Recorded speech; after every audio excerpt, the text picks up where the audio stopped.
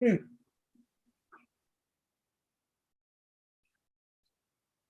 everyone, and welcome. Welcome to Peace in Action. Today, we complete the 11 days of global unity, and it's concluding with a focus on peace, my favorite topic, as we celebrate World Peace Day.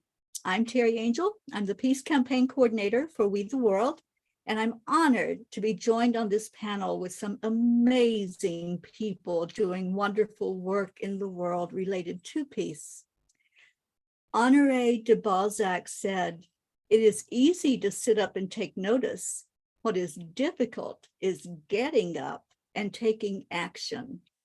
We're going to talk today about peace in action, and each of these panel members are taking action. We'll hear from each of them as we focus our discussion today on peace in action. I would like to invite you, each person listening in, to search your own heart. As you listen, ask what your level of commitment is to peace in your own life and peace in our world. I am so honored to present these ladies. We have Diane Tate, Nancy Merritt, MarBeth Dunn, Shannon Crossbear, and Karen Palmer. Welcome, ladies. I am so glad that you all are all here to join in on this discussion. I would like to start out with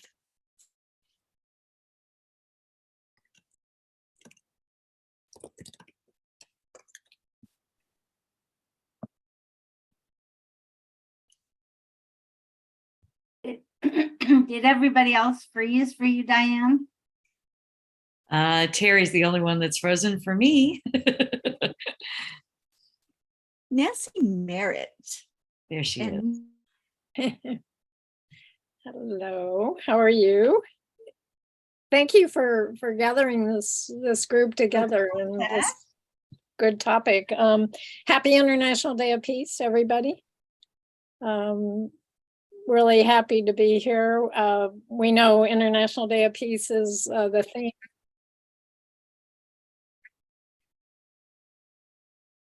Okay.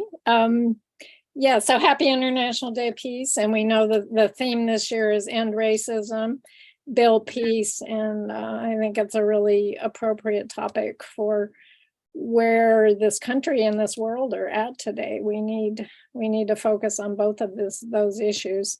I'm with the Department of Peacebuilding campaign, which is part of the Peace Alliance, and have been working for a cabinet level Department of Peacebuilding since 2004. It's an ongoing process, and we're doing that through a lot of different kinds of actions, including working with Congress and trying to get more co-sponsors on the bill. We're in the particular season now that we call Advocacy Days. And so we've been on calls with congressional and Senate offices for the last couple of weeks, and just got off of one with Senator Cory Booker, meeting with Jared Nadler's office, Congressman Meek's office. Those were today. We've had like tons of others. So that part of this is to get co-sponsors for the bill. We also work to get organization endorsers and cities, counties, and tribes. So we have something like 45 on endorsing now.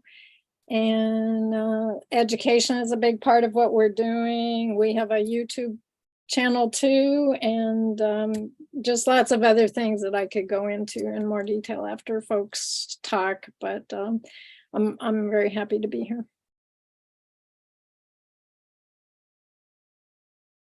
Nancy, thank you so much. And again, I apologize for some computer glitches, but thank you to my dear co-host, Karen, who is keeping it rolling every time that I disappear.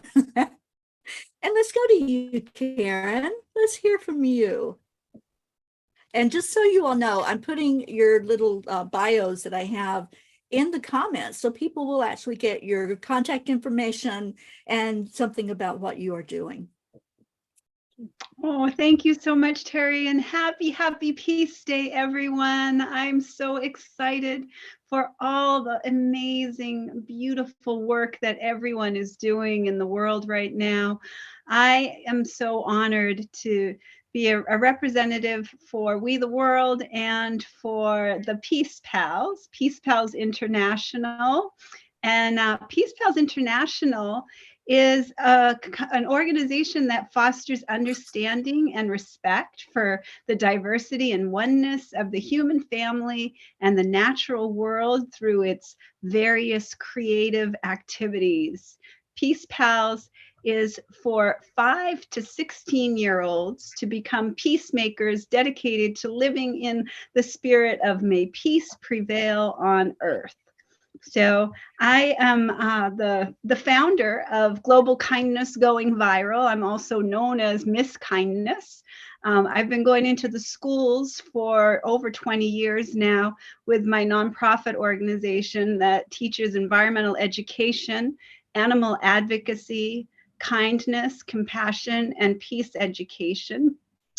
So I work with other organizations like We the World and May Peace Prevail on Earth and the Peace Pals International to bring as many children into and families together to have these beautiful kindness conversations and mindful conversations about how we can go from a me society to a we society.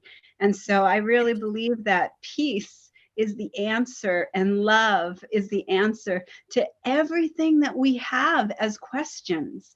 So I think that this is an exciting time for us to all gather here. And I'm kind of like a Weird Al Yankovic of kindness and compassion. And I put together musical coloring books for children to help them to see that every word that they speak is their wand. And they have a magic wand, and the words that they are putting out into the world are helping to create a world that works for all of us. And this is empowering children, and that's what I'm all about, is empowering children and families to really tap into their own inner wisdom so that they can share their own incredible gifts, because I think everyone has incredible gifts to share. And I think that we'll have a much more peaceful world when we're just being more kind to each other.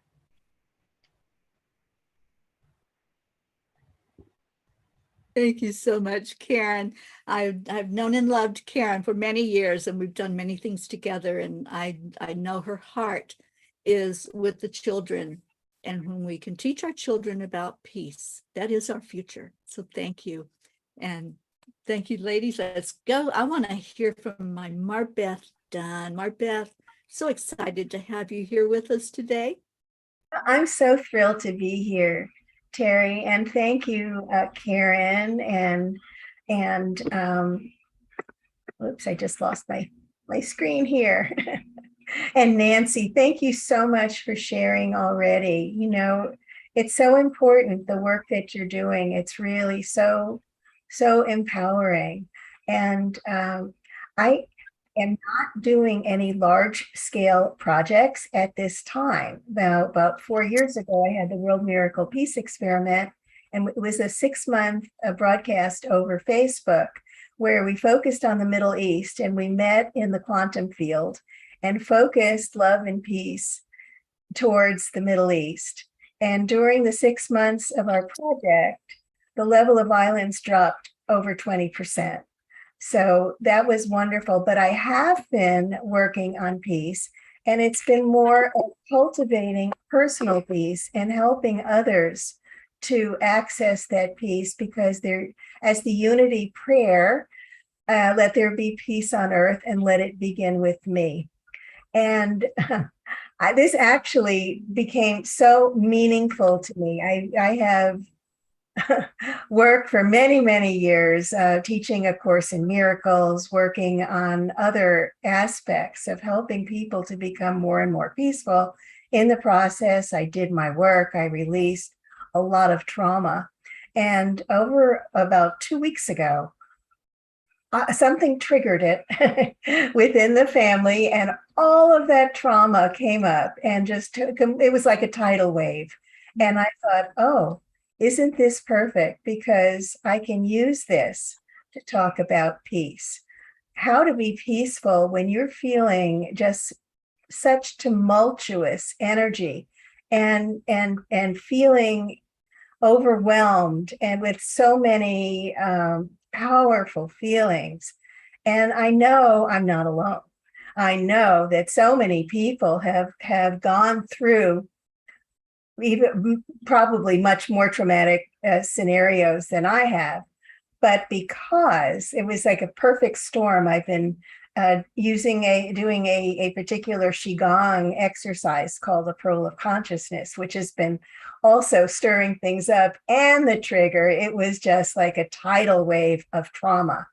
And I thought, here I am, a teacher of peace. And what do I do with this? So in order to become more peaceful, one of the things we need to do is to be more neutral, to rise above the battleground, to basically get that 35,000 foot view and get above it, even though you are experiencing all of the past trauma, all of the emotions coming up. And also, I'm very grateful that I have the tools. But one of the other things that's so important is the focus on gratitude, to realize that peace is a choice, and to have the tools to really help people to move into this space so they can navigate from a place of peace through the different aspects of trauma that they may be dealing with. Now, I know also from my years as a Course in Miracles instructor to teacher that when we send, and also from our World Peace Experiment, that sending peace out to others, sending love out to others, it all comes back. And it comes back at a much higher magnitude than when we do that. So also expanding peace from that personal level is also so important that I think that also needs to be addressed. So I'm going to just leave it at that. Oh, MarBeth, I was so hoping that you would talk about what you did, that peace experiment that you did. I'm really happy to, because it was so profound. I woke up one morning and I received the message, you're going to do this peace broadcast over, well, I thought it was going to be on a private network, but the network crashed with the first broadcast. So I immediately went on Facebook. I'd never done a Facebook Live. And I did a Facebook Live, and we had people from all over the world, from Japan, from Australia, from Europe, and of course the United States and Canada. Everybody was meeting for 7 minutes a day for world peace. And so we did, and I would do a meditation. Teri was part of it. Karen was part of it. And what we would do would be to unite everyone over the airwaves in the field of love and peace and miracles. And from there, in that space, that quantum field, we focused the love and the peace on the world, on the Middle East. And we had independent statistics from the UCLED, and they never knew that we were looking at their statistics online. So it was completely neutral. And the level of violence, from we measured it every month, and every month, it was just going down, like, it leveled about 20% less than when we had begun. And it was just so very powerful. I didn't want to stop it, but I was guided to at that point. And just imagine if we did more of that. I know. Yes. I just think that that's something that I just would love to see expand out. Thank you. That together, that would be fun. Ooh, that would be vision. Thank you so much, MarBeth, for being here. What a delight you are to all of us. Diane Tate. Oh, Diane, I'm just so excited to talk. Is it Deanne or Diane? It's Deanne. Thank you for asking. Deanne, thank you. I always want to know how the pronunciation is, so thank you. Absolutely. And I would just love to hear more about the Peace Alliance and what you can bring to us, and share about yourself, please. I'm putting this all in the comments of what your organizations are and what you are doing in your organizations. Wonderful. Thank you. Well, thank you all. It was lovely to meet all of you.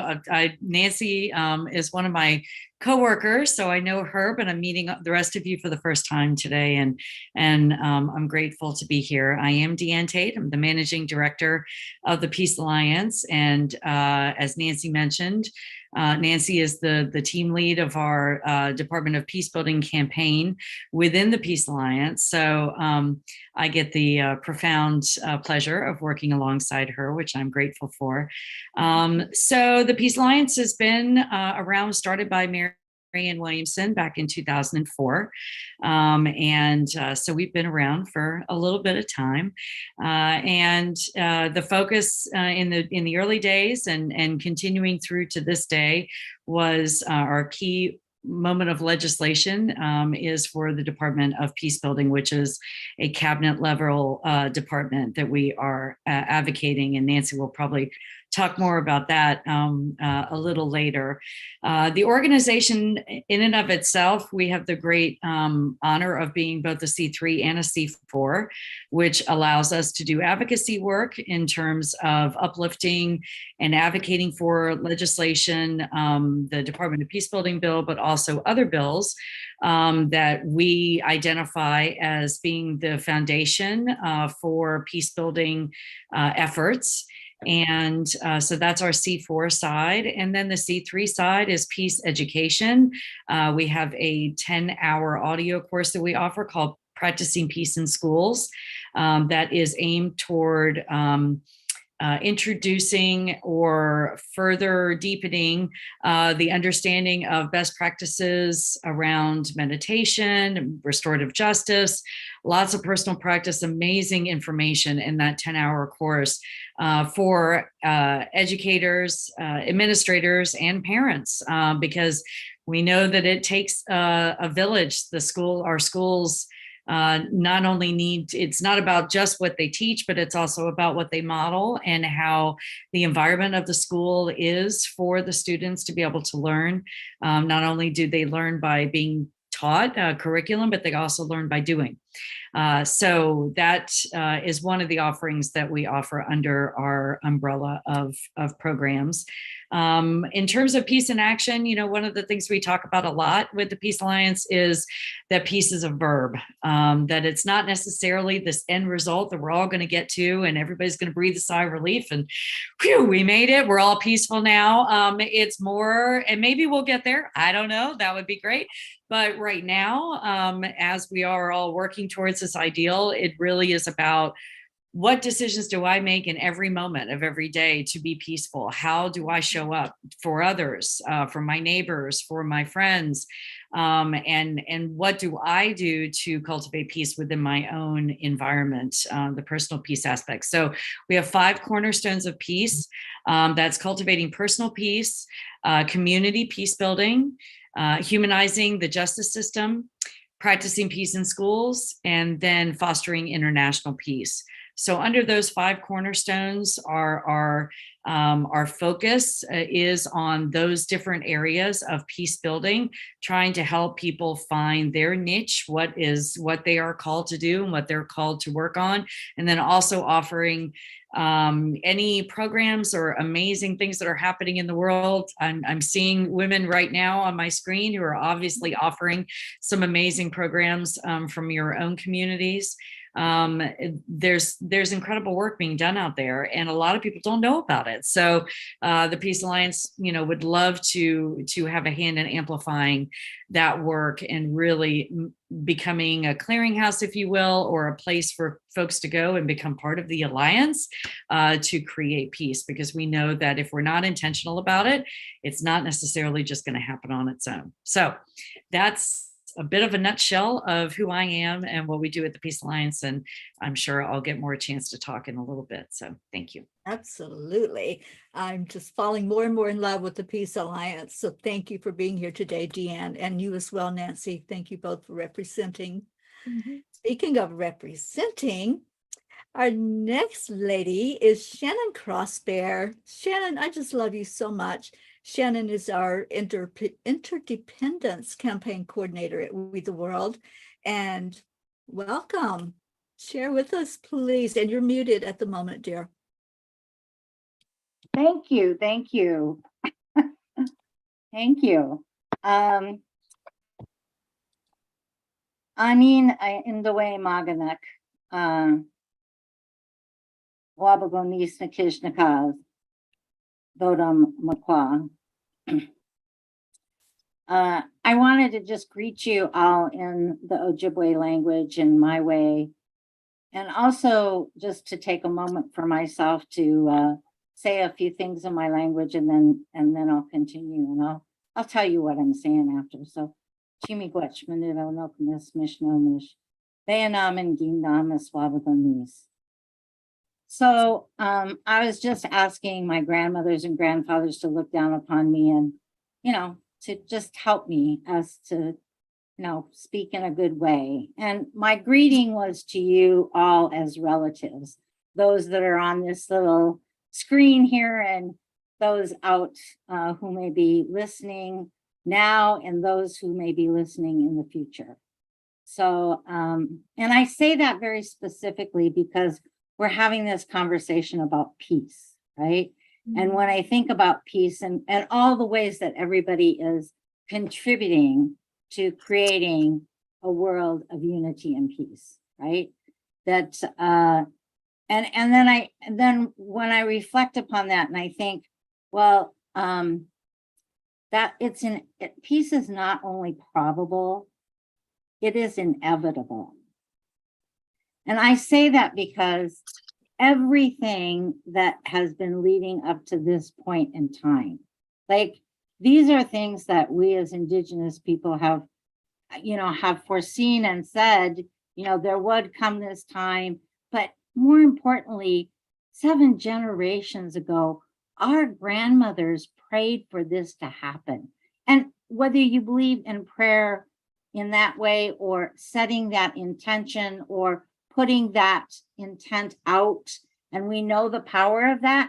MarBeth just spoke about what that, Teri spoke about that. We've all recognized how important that is. And now at this time when we have this ability to connect in a different way than we might have imagined in the past, right, is allowing us to really do that. And Nancy, when you talked about kind of, the theme of peace and racism, right? And thinking about deeply about what that means if we're really shifting the way that we do things. I come from a community that has basically been ignored, invisible, and yet it's the very foundation of this particular North American. And we know the history of that, right? And yet we still don't speak of it. And I tell people like you see some of my relatives behind me in this picture, but I have, kids and grandkids and now a great grandchild on the way. And, when I look, but 2 of my sons are carpenters, and they always tell me, if you have a bad foundation, your building's going to go. And there's only 2 ways to take care of a bad foundation. One is to tear it down, start over. The other is to lift that building up and do the repairs necessary to fix the foundation, right? And so we have all this foundational work that we're doing, and we're doing it right now. And it gets done by the things that, that each of you are doing and contributing. Like, so we're all peace builders, right? And look at this. I mean, we just And we know that we're just 6, right? We're just 6 on this screen right now, but all of the, whether you look at the peace poles that exist, right? And thinking about those connections that are connecting peace pole to peace pole to peace pole throughout internationally, right? Thousands now upon thousands of peace poles, and the places where those peace poles are. I was honored to be involved in the peace pole planting that was in South Dakota at Crazy Horse, right? And the peace pole that's in my yard here on the shores of Lake Superior, where the water protectors began to really be more visible, right? And who have been here for ages upon ages. So all of those things. And I just want us to remember that when we talk about peace and relationships, that we're not just talking about what happens between human beings. Until we recognize that we have an opportunity to build peace with the earth and with all our relations, be they human or non-human, that support life, then that's when we can really, we know we are taking a step, because how we treat our world is how we treat each other. And as stewards of and relatives, to the earth, we have a responsibility to think about that piece, because just like we were, Diane, when you're talking about, the different individual piece and community piece, and, it's that's where that interdependence comes in. So I'm just so glad to be here, and to all the opportunities we have, right? To not see peace as a separate campaign in the world, but as integrated into everything. And I heard that education, into our healthcare system, into the way that we perceive justice, right? So, yeah, let's go. We're in it. Oh my gosh, we are in it. I am on a mission right now called the Peace on Earth Tour, and I have been traveling for 2 years throughout this beautiful, amazing, wonderful country of ours. And I talk to people all the time about peace and how each person can take action. What can each of us do? And I'd love to have that discussion with all of you here. But one thing I want to share with you, every action has an impact. Every action. One of the things that I'm doing throughout this country is building a web of love throughout the country. So when I come into an area by invitation, I come in and I bless that land. I call in the ancestors. I call in the angels. I call in spirit. And I ask for that land to carry the energy of peace. And I actually leave a token in that place where the land, we call it a land blessing. So a token is left there. And then that communicates with the next one. And then that communicates with the next one. So we're building a web throughout our country of peace. And I've been speaking with some of the ones, Karen is one, that where we did a land blessing in those areas. And what happened? What happened afterward? How things might have changed. And I've been given the burden now to do some research in those areas and to find out what did happen. Was there a difference? Was there an impact? Just like your project that you did, MarBeth, what was the difference that was felt and seen in those areas? So everything that we do, every action we do, planting a peace pole, talking to somebody, calling our representatives, talking to them about peace, every action makes an impact. So how can we make a bigger impact, and how can we share with others? And those of you that are listening, I really want you to pay attention, because I want to see if something speaks to your heart. Are you being called to take some action? Or maybe is that action supporting others who have things in place that are doing the work out there in the world? So ladies, I'd just like to open it up to your amazing minds And let's talk about how we can get more involved in actually doing. You know, we can talk about peace a lot. We can, you know, just sit around and discuss it. But what are some of the steps we can take? What can we do and bring more peace into our world? Nancy.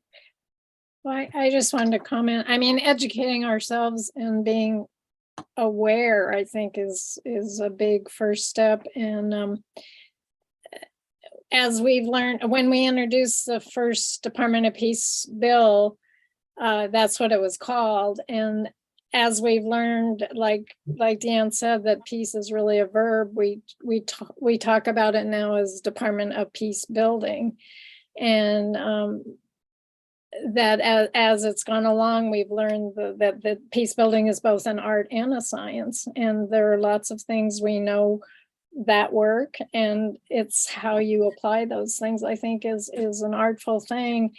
And for me, a real core is sort of the piece that Shannon was talking about, is learning from our elders, learning from the Indigenous community, which we built a lot of that language into the bill. And even so much as we define peace building in a Hopi way, which is talking about it as being working together with all nations to protect both life and land and hold the earth in balance.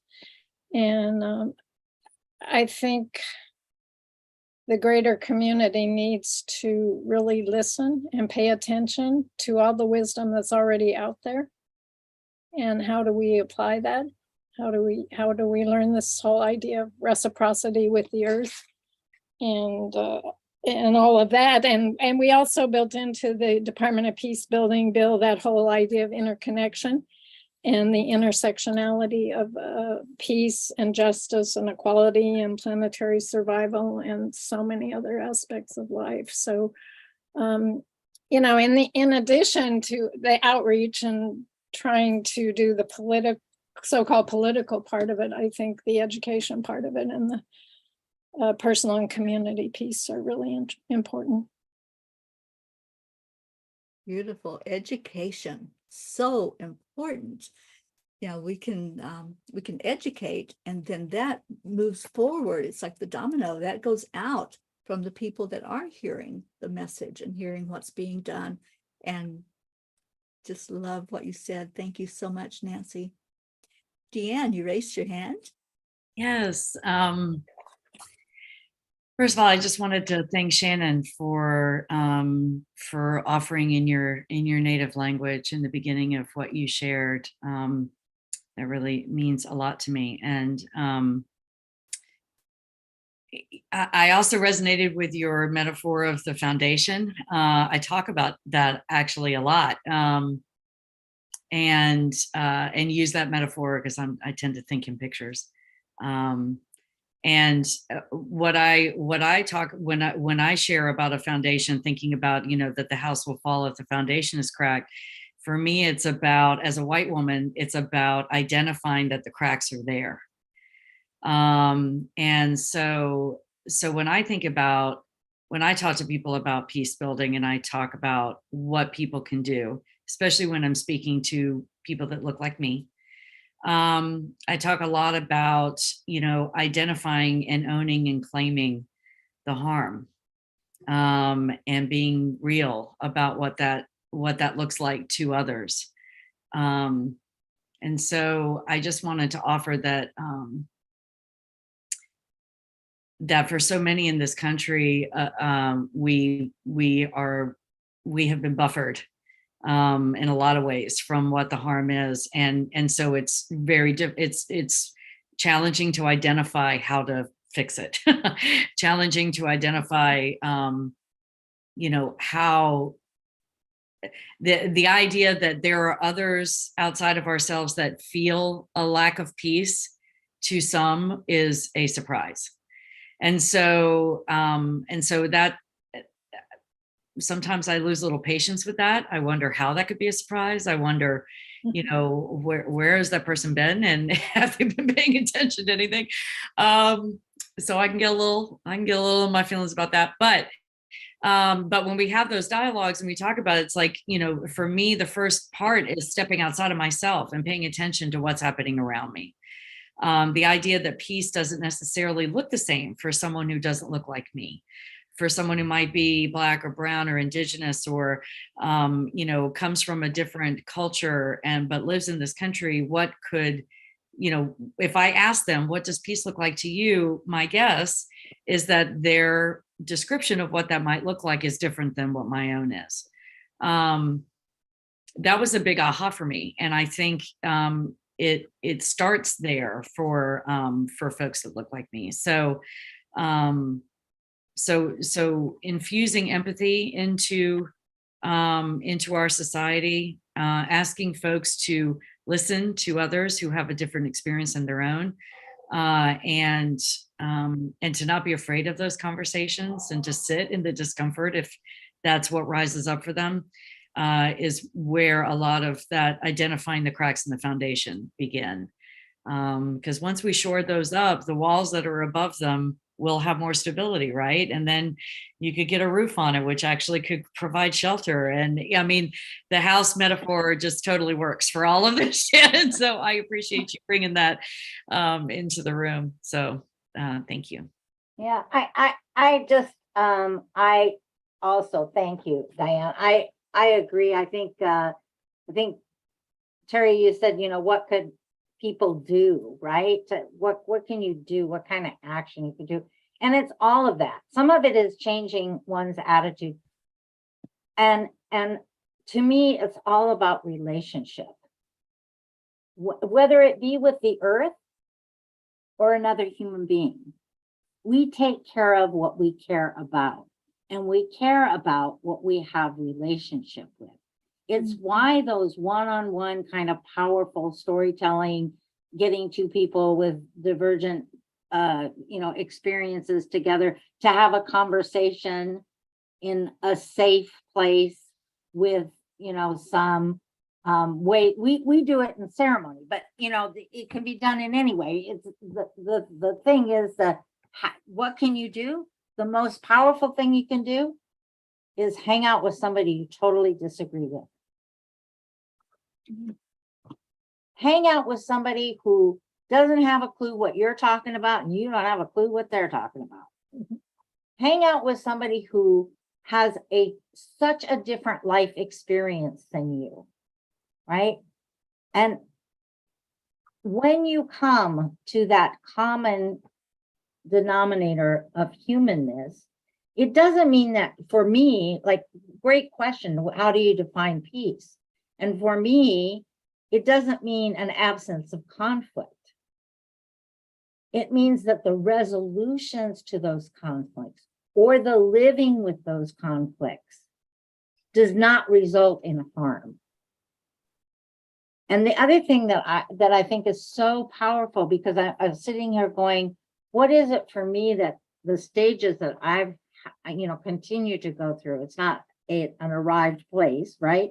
That I continue to go through, of when I feel the hurt and the pain of something like our murdered and missing Indigenous women.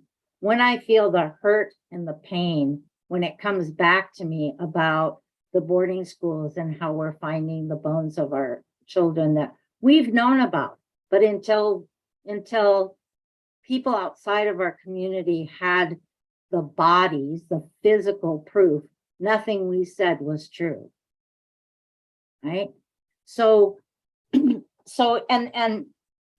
to meet someplace where it's not about blame and shame. It's about how do we heal together? Because until we heal together, that the peaceful path eludes us, right? Whether it be country or color, or whatever divisions create the them and us mentality into this more collective understanding of who we are, right? yeah, at this point in time. So those are the things that I think of, and it always gives me great hope. So it may be simple things, like I said, finding somebody that's different than you. And yeah, like Granny said, there's a reason we got one mouth and two ears. So, there's that. And yeah, so I'm just glad that I see everybody doing.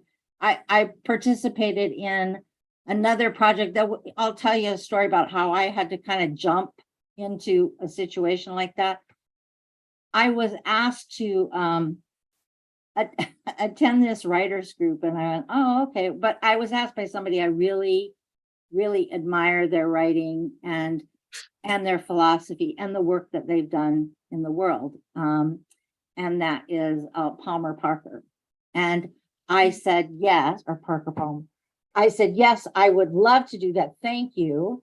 And so he gave me this opportunity, and I went to this writers group, and it was all, I'll say this in the way that I would say it in my own community. It was all white people, and they were all Christians. And it was a Christian activity. It was a Christian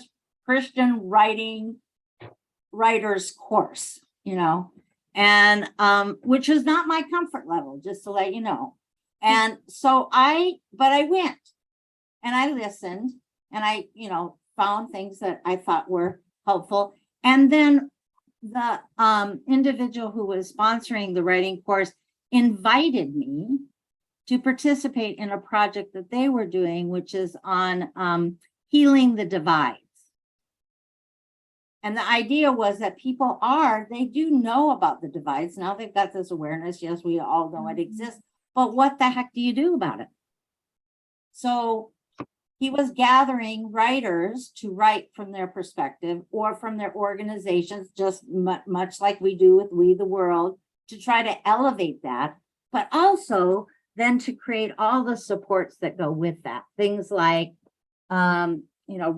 discussion groups, questions to ask at the end of each, chapter. I think there was something like 20 contributors, and then they did a second book because it was so well received. So, so there's these discussion groups that are going on, right, where they're having these kinds of conversations. My hope is that in those conversations that you walk into those discussion groups and that there's people that respectfully disagree with each other, right? So that was a whole lot, and I will use my own advice and be quiet now. Thank you, Shannon. Karen, MarBeth? I would like to really, I loved what you had to say, Shannon, and I thought it was so powerful. And I like the idea of writing, because writing, the pen is such a powerful tool. And a book is great, but what about, opinions in large national newspapers, Washington Post, New York Times, get opinions out, say, okay, we've shined the light on these particular experiences. Here are some solutions. Here are some things that we can do. So then you're getting it out into a national level. Mm-hmm.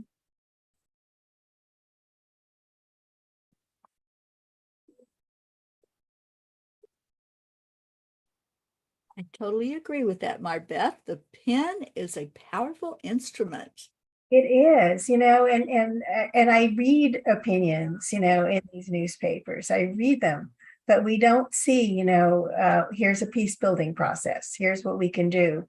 We've shined this light. We have such an amazing divide in this particular country in terms of politics.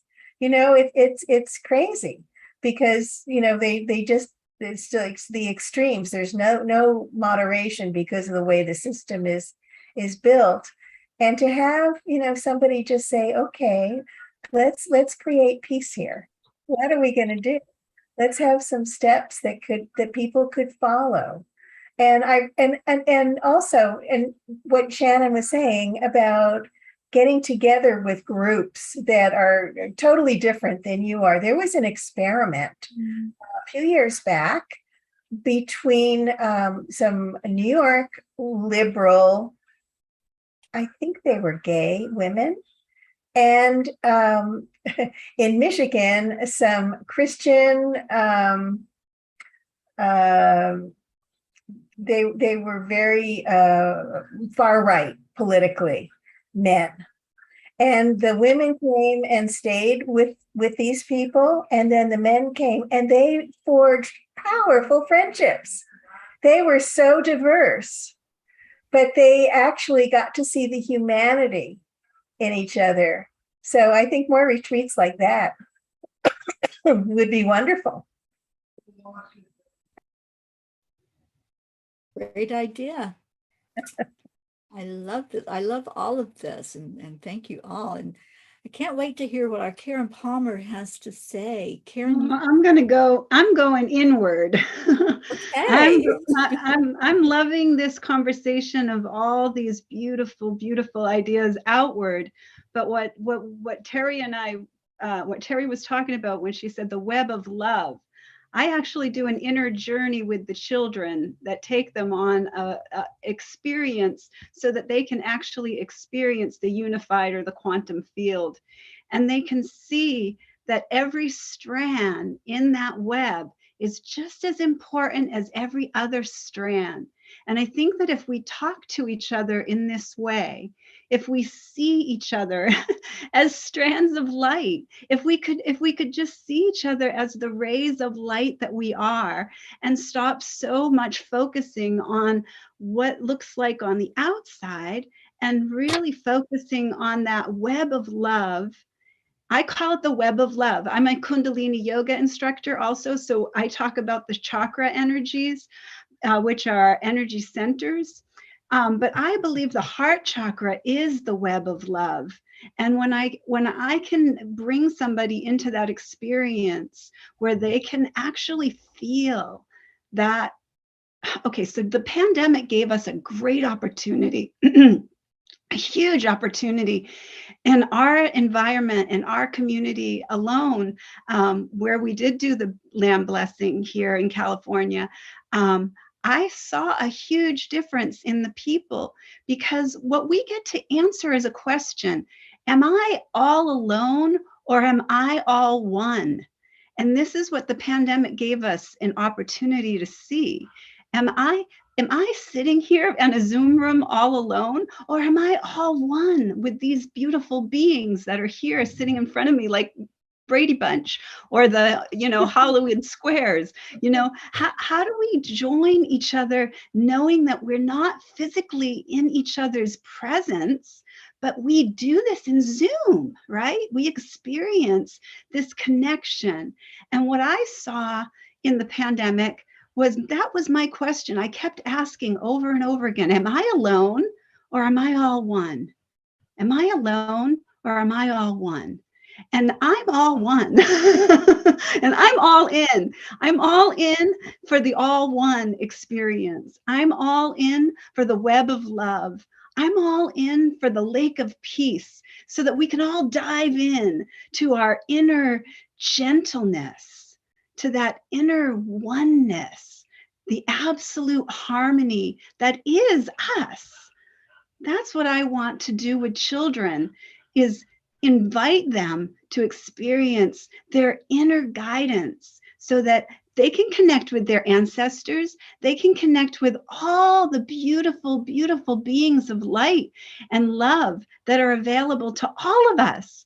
These chakra energies are so empowering and so powerful, and the children are just open to receive. They're open. They're just, okay, yes, take me to the web of love. Take me to the lake of peace. They're just ready, and they're willing, and they're able. And this is what I would love to see for adults. I see it in the children. I see it in the animals. I see it in nature. We are all connected. And Shannon, you are such an incredible speaker at bringing that into such an awareness, so that you can really feel it, And so the more that the more that we do that with each other. I encourage another activity for children is have a peace corner in your home, and take the children, not only for the children, but for the grown-ups too, and create a peace corner, a place where everybody knows, hey, I'm in my peace place here. This is where this is where I like to come and share that. I was so excited when I told the children about creating a peace corner, and then they came in the next day. I told my aunt and my uncle, and they all came and they made their peace corner. And now when we have Thanksgiving, we have a peace corner at our Thanksgiving, so that there's an opportunity for people to go and be in a place of peace when you've been overwhelmed with a lot of socializing. We all need a peace corner in our home. And we all need to remember that we're all part of this web of love. And we all are so important. Every single strand, not one strand is more important than another strand in a web. And when the spider is creating the web, the spider knows that every piece of that beautiful web is just as important as every other piece. I believe that if we can do that with the children, we can change the whole way that our society is treating each other. And I truly believe it, because I've seen it in my own environment. I've seen it in my own community. I've seen it in all the people that I have the blessing of being in presence with. Especially you, beautiful sisters. Thank you so, so much for this amazing time together. I am so incredibly grateful. I'm like choked up. I'm so grateful. Thank you. Thank you, Karen. Oh my gosh, you just inspired me. In less than 2 weeks, there's going to be a retreat that I'll be leading here in Vermont. And I think we'll have a peace corner. I love that idea. Thank you. We all need a peace corner. Oh, yes. Would you love to see that in the government? Oh. I'd love to teach a yoga class to our government. I've been trying to get it at my local city council. I've been going over and talking to them, and they kind of poo-poo me. I'm that one that got recycling here, composting in the city. Yeah, right. So I'm going to get them doing yoga too. Just keep on plugging at it. That's what I say. Diane, what do you have for us? Thanks. I guess I wanted to offer that into the space that I think it's a both and, not necessarily an either or. What I've come to realize in my work, especially over the past 6 years, is that the lens that I see a peaceful world through is not necessarily the same lens as others. And I think it's important to create space for that. It doesn't mean that my lens that I see a peaceful world through doesn't count or is wrong or is undervalued. It just means that it's different. And so I have been, it has been suggested to me throughout my years that sometimes I can talk about what I want to envision for the world. And I'm surprised to find out that others, when they love me and care enough about me to share their experience with me, say, you do realize that that's not attainable for me right now. And that was a wake-up call for me. It was really an aha moment to remember that my experience is not the same as others. And I do them a disservice if I suggest that the lens that they're looking through is somehow incorrect. So I just wanted to offer into this space that I think everything that each of us and the people that we touch and that we surround and that we work with in our communities are all coming from a place of, hopefully coming from a place of deep love. I suppose I can't say that for sure. And that each voice is unique and each experience is unique and each lens is unique, and each list of priorities about what someone might think is at the top of their list to focus on is going to be different than mine. And so those differences manifest in all of us, in all of our communities are different. Those lenses are different. And I think we run the risk, or at least it's been expressed to me, that I have erased others and their experience by not being willing to see the reality that others experience and the reality that others might be feeling when they're trying to manifest peace within their own communities. So I guess I'm not sure if any of that makes any sense, but I wanted to offer it into the space because I think as peace builders, what's important for us is that when others hear us speak about a world that we want to manifest and create and co-create with each other and with the greater community, I want to make sure that my words are always mindful of those. I want everyone to be able to see themselves in the reflection of the world that I might articulate I'm trying to create and manifest. And I've learned through experience that sometimes the keyhole that I'm looking through can make it difficult for me to see everyone. So just wanted to offer that into the space. Thanks for listening. Thank you. Absolutely. And you know, what we focus on expands. Mm-hmm. So when we're listening, when we're communicating, talking to each other, like the topic about this, about peace, what is your focus? Is your focus to impress on others, or is your focus to see each other and see the equality in each other? So we invite the listener to focus. What is your focus? And is your focus on being in a more peaceful world? There are people that don't want peace in the world, and there's not a judgment. That's just a fact. So just look at where your focus is. Look at where your heart is telling you. And I know we're out of time, but I would just like to hear one parting comment from each of you, just a comment to our listeners, and just share something from your heart along the lines of peace. So who would like to begin? I will. Go ahead. Yeah. So the namaste, the light in me sees the light in you. There's no judgment there. It's just openness, love, and respect. And I think that's really the basis of where we start with peace. Namaste.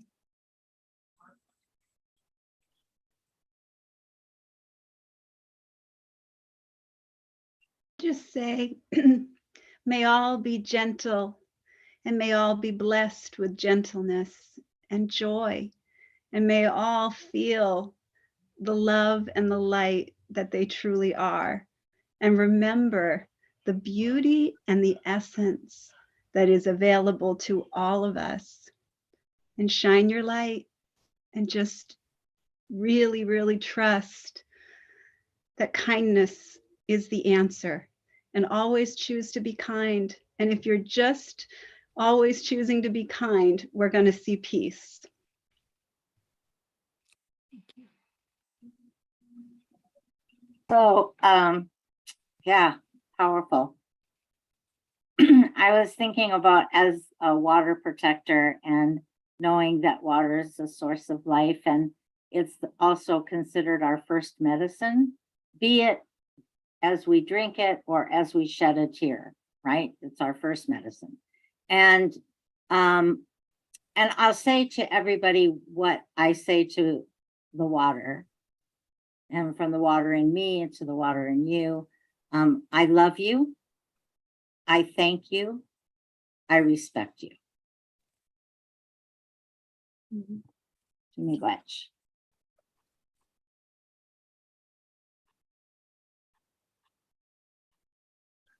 I could say, for me, and probably all of us are working for the generations to come. I mean, we're working to make this a more peaceful world for ourselves, but really for the generations to come. And I've been working with students in San Diego, and our whole focus has been to hear them and encourage them and empower them to be the world we want. We have to do it ourselves, but we have to be there for our children.